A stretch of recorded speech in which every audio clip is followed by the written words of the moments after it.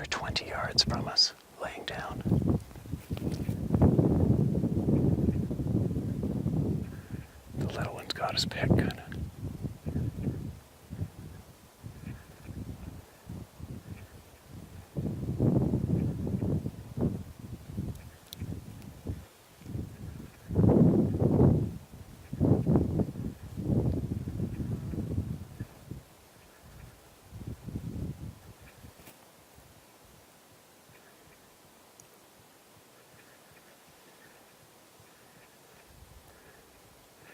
Wind is just skimming them. The grass won't let me range it.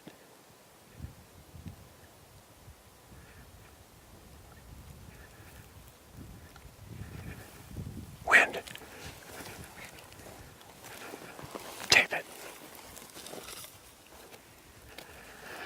Get comfortable so you don't have to move. Don't move. Don't move.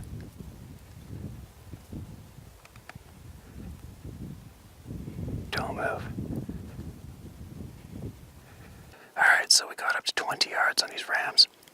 The tough thing is when you're stalking them in this grass with smooth tops, there's no structure for you to sneak in and peek through or draw back through. It's just wide open, like hunting plains game, only you're on the top of a mountain like this. Now, right now, these rams don't know what we are, and they're trying to make a decision. They're waiting for the older ram to make a decision. Hopefully, they decide to come towards us. And they think we're sheep. No sooner said than done. Okay, here we go. Don't move. Brr! When is it gonna get warm? Man.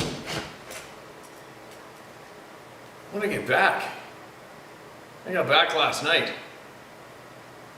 And then went straight into, for all my trade friends out there and whoever else is familiar with homes or building homes and logs and wood and all that stuff. We bought this place and the people who had it before us were absolutely out to lunch. I'm not saying that being mean, it's just unfortunate that I got to find out all the past history about the filthy bastard that owned the place. A friend of mine lives just down the road, good friend of mine, and another friend lives up the other road. And this guy, there's a poor single mom that lives in the next farm over, and she has a disabled son, all by herself. And this weirdo that owned this place was peeping in her window and taking pictures of it, and got caught doing the same thing at another fellow's house over here. And apparently she put cameras out and called the cops, and then put cameras out, and he shot her house with a shotgun. This old creepy bastard. And he had a wife too. So I knew all that going into buying this place. So I can't help myself with the bad guys. I kind of made a few things difficult for him in the beginning. But anyway, as I'm going, trying to fix all of the nasty shit around this place, it's just amazing. The signature of somebody who's not right between the ears is everywhere. Especially if you're a tradesperson, you just see it and go, what the hell? As an example, you know what a hinge is. The regular hinge on a gate, right? A hinge on this side, hinge on that side, right? It'd be like 5 screw holes in here, 5 in there. Almost every single screw would be a different driver, right? So Robertson, Phillips, straight screws. All 5 different screws, all different lengths, all different drives. And they do the same over here. Actually, I'll bite my lip because I could go on forever with all the examples. It's just so many different examples of what the hell, what the hell, what the hell, what the hell. Not a straight piece of wood anywhere. Anyway, so they built this log home, had this log package. Built the log home, and in the end, they put turquoise, they painted the cedar fascia turquoise. It's amazing. It's like, all right, we're going to build this beautiful home, and in the very end, after we get it all done, put on the cedar shingles up there on the top wall, I know, let's paint the cedar fascia turquoise. Said no rational thinking mind ever. All right, that's my ride for the day. So I spent the whole day, I rented a man lift, and Sarah and I both spent the whole day. At first, I tore off a bunch of the fascia to paint it in the shop. Then we decided it looked like we were going to get lucky. It wasn't going to rain this afternoon. And we managed to paint all of the fascia black, fixed it, and it started raining literally on the last swing of the brush. So there you go, there's my rant. My rant of the day. And it's kind of freezing the whole day long. It's crazy. Anyway. All right, here we go. This is, oh, hold on a minute, back it up. I just caught an email from our friend Scott, whose wife unfortunately they discovered the brain tumor, and we've been trying to send him our warm thoughts, and he let us know that she's gone, her health has turned for the worse, so it's unfortunate. We'll still send our best wishes, and just so you know, my man, nothing is hard. It's not hard. It's not hard to mention somebody. It's not hard to ask for prayers, good thoughts from the people all here. It's not a hard thing to do at all. All right, just so you know, that's what I hope. I hope to think that this channel is geared up to helping people. Normally, that's the whole theme of everybody here, right? So there you go. Our well wishes go to you and your partner, regardless of what stage it is at today. It doesn't change the way any of us will feel, or the good wishes that we'll send your way, all right? Now, sharing some emails. So I gotta get moving, it's late. And I promised to take the gang to go get up some ice cream. Because it's cold out, right? But listen to this. I always look forward to hearing from Brian Stidham. Brian has been getting the Ojibwe Elders' Diaries translated as smoothly as he can, as clearly as he can, and he has been so frickin' generous in sharing this with all of us. It's ridiculous. And here is the latest from him, all right? I am looking forward to reading this. Here we go. This is titled Adoption. One of the warnings I was given from Mr. Ash's diary and an Ojibwe elder. Good morning, good sir. The following is from an email I sent you with other items attached back in May, but I learned this past week of another individual who has had an encounter with the wilderness people in the UP of Michigan, and it's not his first. I'm trying to have him email you in hopes of getting this off his chest. He can find confidence in moving forward. He told me he would give it some thought and let me know. I told him there's no reason to let me know, just email you and the folks on this channel, and the folks on this channel will be there for him. His name is Morgan. I was told I could use his name and he will use it in the email. Right on. Morgan, just do it, dude. Just do it. This place, the cat's out of the bag here. It's the safest place on the planet to share your shit. There is literally hundreds of thousands of people who've seen the same thing you unfortunately just did, and they're all here. All right? The cat's out of the bag. There's nothing to be scared of. Looking forward to hearing it, all right? Now, after talking to him and what he told me, the following could be the situation he's in now. Now, here's the warning of spiritual adoption from Mr. Ash's diary and an Ojibwe elder from Minnesota, from an email sent on May 2nd, 2022. Quote, I had a long conversation with an Ojibwe elder in Minnesota that enlightened me on a question that myself and many others have made reference to on your channel. I've heard many make a reference of being tagged or marked by the wilderness people. It can be a lot deeper than that. The elder told me that the Sabe can / have and will adopt individuals. They see something in our character that they like or worse dislike and adopt us spiritually. They learn to know all about those they adopt by seeing their soul, as it was told to me. Excuse me. So, what happens when we're adopted? We're introduced to the whole family as a new member of the family. Now, as we know, not all families are Ozzie and Harriet. We can have some relatives that are not the best of human beings. We can have a crazy uncle, or a lush aunt, or a total asshat for a stepfather. In other words, every family is going to have some members we learn to keep our distance from. It's the same way the Sabe act towards those they adopt. Most folks will never know of this new family member. The Sabe will watch over them from afar like guardians. Others will let their presence be known to the individual by a sound, letting the adopted member see them. And many of the Ojibwe and others who have seen these people have stated they have seen them in dreams, or have closed their eyes to go to sleep and see the eyes of Sabe staring at them. It's as though they're right in front of you, staring deep into your eyes. And some have described it as staring into their soul. With folks writing in that believe these people follow them, there may be a lot of facts there in their statements. It's not that the Sabe that adopted you is following them. It could be the asshole cousin that knows who you are and couldn't care less if you live or die. It's not just the Sabe the elders spoke of either, but also the little people. They too will adopt us. In most of these instances, you will never know your little family members following you in the woods unless you're lost and call on them for help.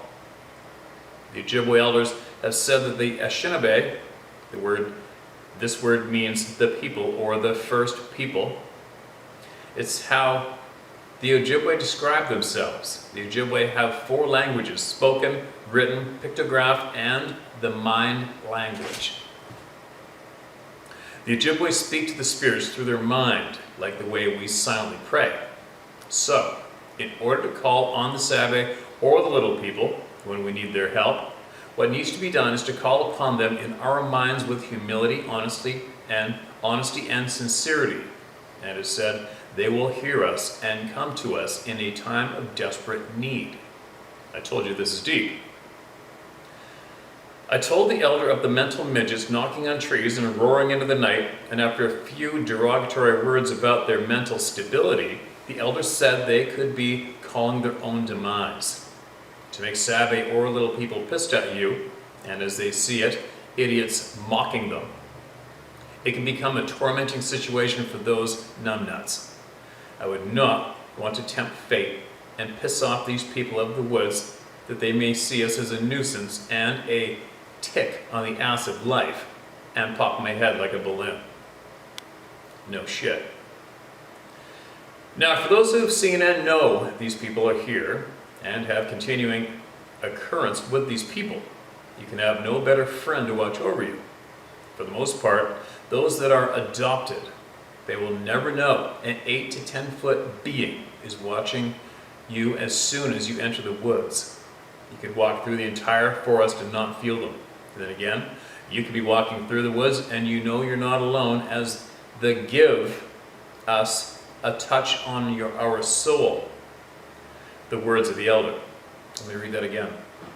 Then again, you could be walking through the woods and know you're not alone as they give us a, quote, touch on our soul, end quote. The words of the elder.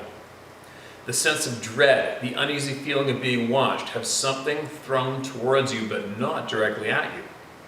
It's a kindred warning. There's something there or someone you're being warned about. Maybe it's the crazy uncle or worse. That kind of makes sense, doesn't it? Those that are adopted due to their own nefarious tendencies, I will pray for them. If they see an individual as a poor excuse of a human being, well, who knows what may happen. I'm willing to bet it won't be good. I ask if there is a respectful way of learning if I had been adopted, what can I do to acknowledge them and basically just say hello and thank you for watching over me? I was told to bring an offering of tobacco and sweetgrass to the forest and lay it where it can be seen. And if they are not there at the time, but should I feel they are there, I need to present the offering with a sincere thank you for being here. I will never cause you harm or disrespect, and I can ask for you to do the same towards me. I was also told I should give an offering every time I hunt.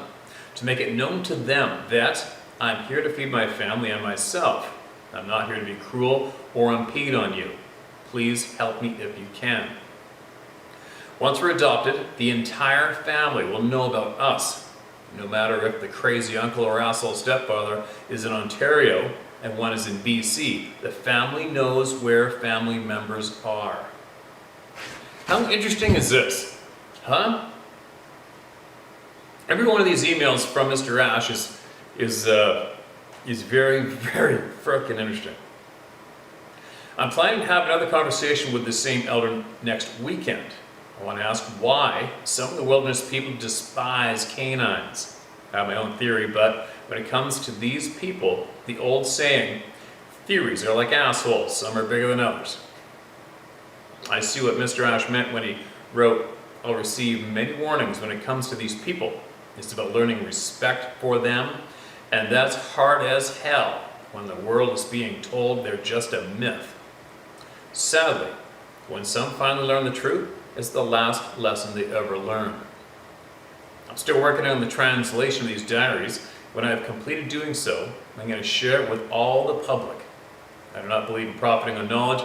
I'm not a writer, and writing a book could drive me crazy. My hat's off to you for doing so.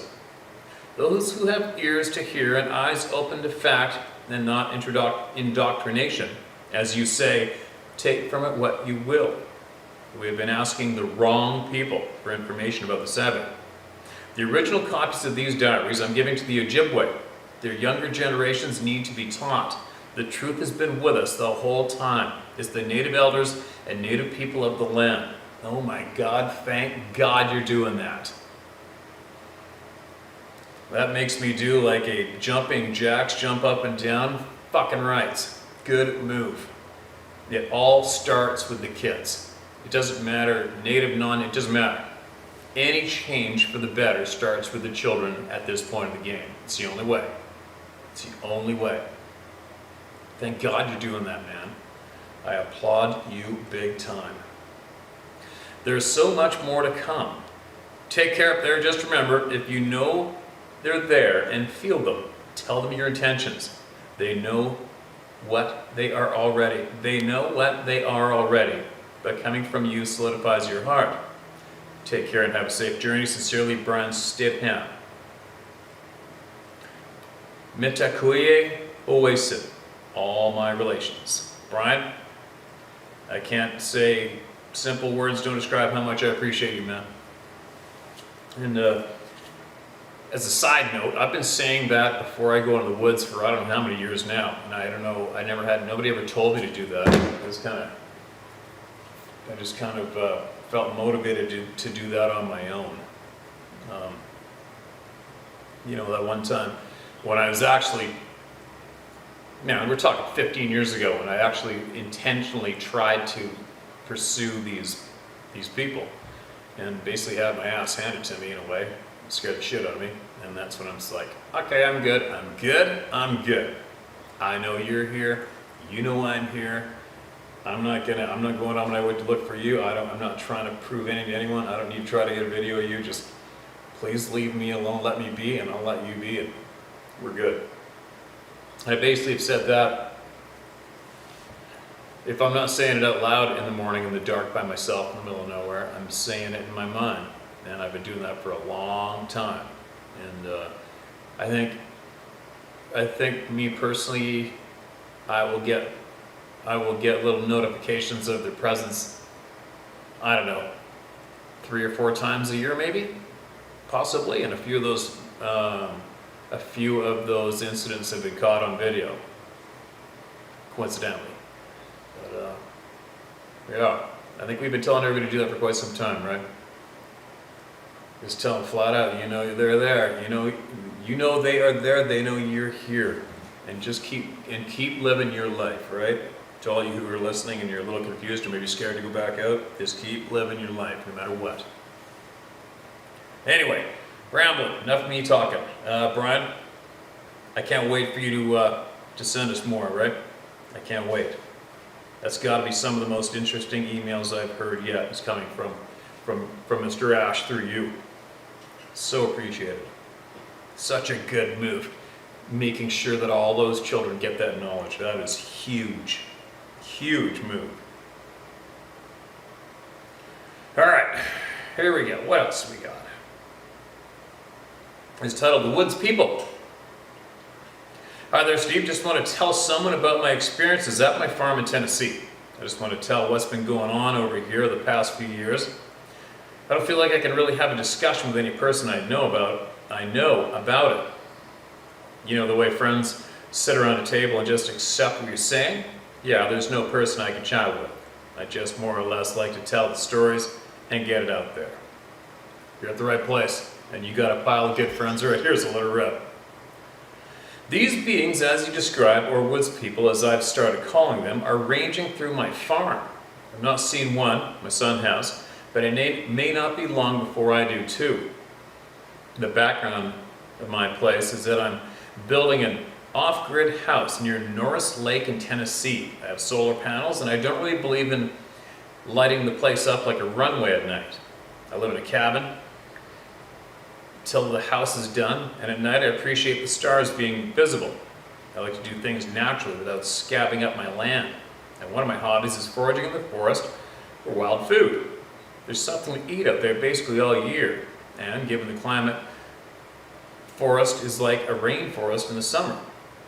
I've identified places where there is reliable food available at different times of the year. The nutrition that you can get from plants that are deep-rooted and growing in the forest soil is pretty amazing. I raise my own meat, chicken and sheep, and occasionally get deer meat from the friends who hunt. I'm up there a lot. I'm happiest when I'm outside.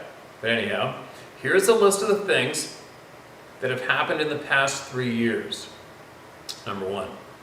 My oldest son, about 12 years old, 3 years ago, popped his head out of a deer blind window to look up the hill.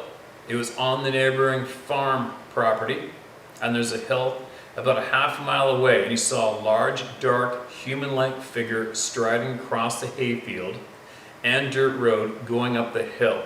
He immediately said it was Bigfoot. The family friend that was with him acted like he was crazy. He said it was too big to be a human and pretty much dark all over. I believe my son pretty much because my experience in the forest has me convinced that we don't really know jack about being out there. Let's just say humans are so separated from the natural world that we don't notice things. I started to develop a feeling that there's a lot more out there going on, and we don't even know how to look at stuff the right way to be able to consider more than just a percentage of all the possibilities. I agree. About the time we finished the timber frame on the house, I started camping out there so I could start working on the house at sunrise. I put up a 6-person tent and would camp there on the weekend. Sometimes my kids would stay with me in the tent, and sometimes it would just be me by myself. At that point, we still had our house in the city, which was an hour drive away. One Saturday night, I'd say late June, maybe 2016, 2015, I just woke up in the middle of the night, probably about 2 o'clock in the morning. I'm not sure if I had heard something or had an odd feeling that just startled me out of my sleep. I was by myself, but what I heard next was unbelievable. There's a hill line about a half mile out from us, the same hillside where my son saw it, on the farm next door. I heard a scream, not a person scream, not an owl, and it's not a coyote. It's not even a mountain lion. I know what all those things sound like. This sounded like a human, but louder and deeper, and resonating like it came out of the big chest cavity and lungs. The interesting part of it next is that the scream repeated about 5 more times, originating in sequence from several places along the ridgeline. It sounded like something was screaming as it ran in bursts.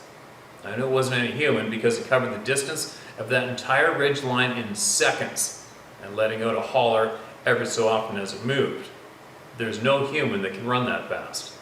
There's no officially recognized animal that I know that can make that sound. What felt really creepy about it was somehow it felt like those screams were directed at me, alone in my tent down below. I was meant to hear those. I told a couple of friends about this, and of course I got the blank stare. One person told me it was a screech owl. And I told her I never heard a baritone screech owl before. A baritone screech owl before. Number 3, our chickens are kept out in the hayfield in portable chicken coops that we move with the pickup truck every few days. On the far edge of the hayfield is a sinkhole. This part of Tennessee has a lot of underground cave structures that often collapse, and this sinkhole is about 5 acres of land. It's an old sinkhole, still sliding down, but stable enough that an 18-inch diameter trees are growing all through it. On the rim closest to my farm is a big patch of pawpaw trees, and those things have really delicious fruit. Anyhow, my sons were out feeding the chickens at those portable coops near the side that had the pawpaws. Never heard of those myself. As the boys were going in to feed the chickens, something in the woods in the patch of pawpaws let out a sequence of terrible growls. The boys said they were really deep growls, really loud, and made them feel a panic feeling inside their gut. The boys ran out of that field. They don't really like going in that part of the woods anymore. I used to have them pick fruit for me, but they've not been back since they got growled at. I guess not. Number 4, our farm is covered in blackberry bushes. Every year I pick several gallons to do a jam and wine and juice. There's a good patch over near that sinkhole not too far from where the pawpaws are. I was out there one afternoon picking when I noticed that small pebbles were being thrown at me. They weren't hitting me, but weren't falling through the blackberries, and I could hear them bouncing off the leaves and hitting the ground. I didn't feel particularly threatened, but I knew immediately what was going on. There was a woods person nearby, and I was getting their blackberries. By this time, I developed a sense that I needed to make peace with myself, and these people are out here. I decided at that moment that I would sing a song. The pebble throwing stopped, and I kept picking the blackberries till my bucket was full. Keep in mind that I could pick for a lifetime and probably not clean off those bushes. There were so many berries out here. I honestly got the impression that this being was just fooling with me. I'd say so too, for sure. There's starting to be a pattern of collisions with these guys in important food areas. Number 5, my 13-year-old daughter reports that something tapped its fingernails on her sleeping loft window one night, and her window is at least 12 feet off the ground. Number 6, our temporary cabin is off-grid. We have no air conditioning and no central heat. In the summertime, all the windows are open. I like to look out the window, look at the stars in my loft if I'm not able to sleep. I also like to listen to the sound of the forest at night through the open window. No air conditioner and no neighbors makes for a pretty quiet evening in the summertime. I often hear yells in the woods closer to the lakefront. One time there was a deep baritone howl. It went on for several seconds, and just as I decided that it was a woods person, the sound mutated into a coyote yip. Tricky. That's pretty common too. That's really, really common. That happens all the time. I don't really think that I figured out how to coexist with these guys yet. I hope that my deep respect for the natural world can resonate with them maybe in a small way, because I think they're a smart and reasoning bunch. There's so much wild food around here. Blackberries, wild cherries, autumn olive, pawpaws, black walnuts, hazelnuts, persimmons, acorns, passion fruit, maypops, the list goes on. The thing I appreciate, they rely on. Of course, I've also planted an extensive apple orchard up on top of one of the hills, and I've not even yet mentioned the edible foliage plants, mushrooms, herbs, and medicinal plants that are all over the place. I don't think it's too big of a stretch to try to further develop an etiquette around taking my desired share of this food. I always operate under the principle of taking no more than 10% of what I see. Hopefully I won't be considered a jerk in their eyes. I think you're pretty good so far. You would have been ran out of there a long time ago from what we hear from other people, right? I don't get the impression that they're here all the time. Of course, there's a better than average probability that I'm wrong about that. My impression is that they pass through here and they're on a route to gather food. By the way, I've looked over these structures the woods people supposedly build, and I've never found one. I've never found anything moving, but there are a lot of broken trees out in the forest. I'm really not interested in contacting Bigfoot investigators. Why would something/someone that belongs here first need to be investigated? Not really interested in broadcasting my stories, more or less just hoping I can put it out there in a summary and know that it's with someone that will accept it. Still looking for that person I can openly discuss it with in person around here and theorize and try to figure it out. Kind regards, Jen. Appreciate it, Jen. I hope that helped. I'm certain it did. Sharing it with everybody here. And you know what? Hopefully, okay, if you've got all that activity going on your property, 100% guaranteed other people in your community knows about these beings in the forest. There's no way they don't. So, I don't know if you've heard me say it in the past or not, but when you come across what I do, I'm always coming across people in the woods all the time. People that work in the woods, people that work on the remote coast, Coast Guard fisheries, hunters, fishermen, and I don't care who it is. I always pop the question just by squaring up with them, looking them square in the eye and just saying, hey, have you ever come across anything kind of odd in the woods or heard any stories or anything like that? Heard things, seen things by any chance? And if they have any knowledge at all about these beings in the woods, that'll trigger. They know exactly what I'm talking about when they know, and they spill, and then we have a good conversation. And that's how you start it. So if you do that in your community, you are going to find people who have seen and experienced exactly what your son's seen and what you've heard and experienced, without a doubt. So, and if you do find that conversation one day, Jen, I'm sure there's going to be a bunch of people here to be curious to hear how it went. And yeah, I'm sure maybe possibly there's probably a good chance of the people in your community who are aware are probably watching this channel. And if they are, maybe you want to drop a comment in the comment section below in this video and direct it at Jen. And maybe you could all link up sometime and have a good conversation, possibly, right? But anyway, that was a good little quick babble, but I gotta get going. I got some girls that want to go get some ice cream. Then back tomorrow. What is it, Tuesday or something, Monday? I don't even know what day it is. But we'll be heading back out to the coast, I think, soon for about 5 or 6 days straight. And I'll be getting more shares done. And another thing I'm thinking about I might possibly do is, I don't know why, but as soon as my buddy told me about seeing that Sasquatch in the Walbran, he said it's had its hands on top of the stump, right behind a big fir stump in a clear cut, looking at him over the stump. And he said it was just sat there frozen, not moving, for about 10 minutes. And he looked at his binoculars at 200 yards. His dad was with him too. He goes, oh, my dad's half blind. And he said they turned around and took off, and he's never going back. And what I'm thinking is I'm going to run it by him because I'll be talking to him soon. And I am curious. I'm curious about where that is. I'm going to see if he would possibly want to go back there with me. We'll go together. And I just want to, I'm curious about, I'm familiar with that area.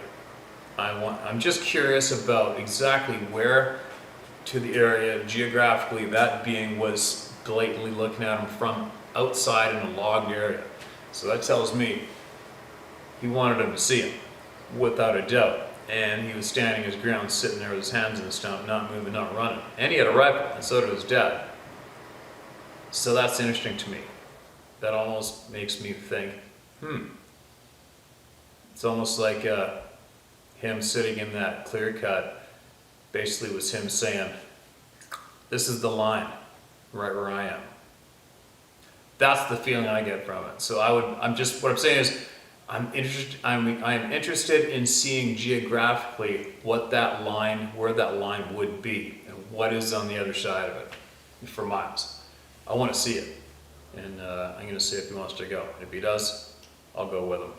And no sneaking around, no guns, just drive right up there, have a look, point out where it went down, let me have a look at it, and we'll leave. No banging on trees or whooping in the night. Or leaving a trail camera over a Snickers bar. Anyway, there you go. That's our video for today. I've got so many frickin' stories in that phone, it's stupid. And I finally separated it, like, you know, I put red in front of it, and now I've made another folder for red, and they all go into there, and I think that folder right now has 1,500 red in it, and the notes folder where all the new ones are, I think there was 970 something. And then there's still another folder in one of my email addresses that has 1,200 in it that I haven't read yet. And then there's, because the people, all of the people, they've gone and found every single email address that's linked to the domain howtohunt.com, and any email, there's stories in there. So then when I get the time, I'll check each individual email, which is like 5 of them, and then I'll go back and I'll check all the spam folders in all 5 of them. So, and all those emails have dozens of stories in each one of them, on top of this and on top of that other folder. So there, that gives you an idea of what's going on.